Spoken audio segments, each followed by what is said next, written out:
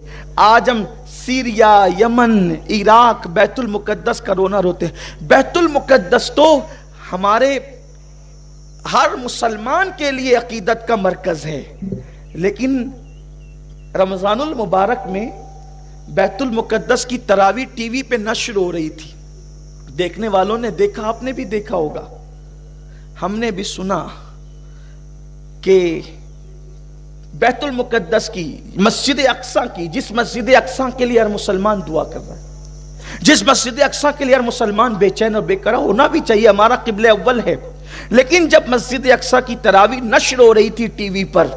تو دیکھا گیا کہ امام کے پیچھے جتنے کھڑے ہیں 95% لوگ ہیں، نہ ان کے چہرے پہ داڑھی ہے، نہ ان کے سروں پہ ٹوپیاں ہیں۔ ہمیں ان سے ہمدردی ہے، اللہ ان کی حفاظت کرے۔ ان کے ہاتھوں میں پتھر ہے، ہم ان کے ہاتھوں کے پتھر دیکھ کر متاثر ہیں، دعا گو بھی ہیں کہ وہ پتھروں سے لڑ رہے ہیں، بندوقوں کا جواب پتھروں سے دے رہے ہیں،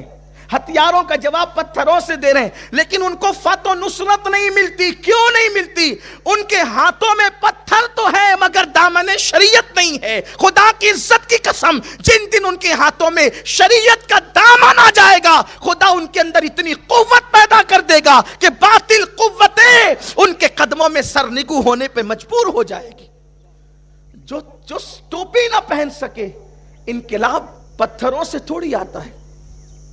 انقلاب تو مصطفیٰ جان رحمت کی شریعت پر عمل کرنے سے آتا ہے۔ اور ہندوستان کے مسلمانوں کو بھی آگاہ ہونا چاہیے،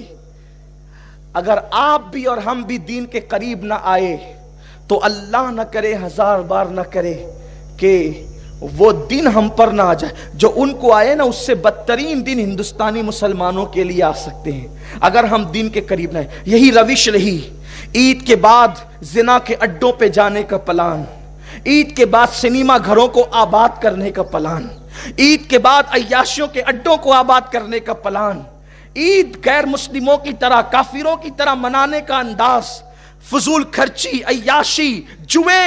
عید کی چھٹیوں کے اندر یہ ساری گندگی کرنے کا پلان اگر یہی رہا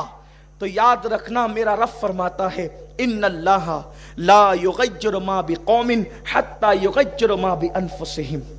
کہ اللہ کسی قوم سے اس وقت تک نعمت نہیں چھینتا جب تک کہ وہ قوم خود ایسے حالات پیدا نہ کرے۔ بس اپنی گفتگو کو سمیٹتے ہوئے دو باتیں عرض کرتا ہوں۔ عید پر خرچ کرنے سے پہلے کہاں خرچ کر رہے ہو، تھوڑا سا سوچ لینا، کیونکہ اللہ فرماتا ہے ثم لتسألن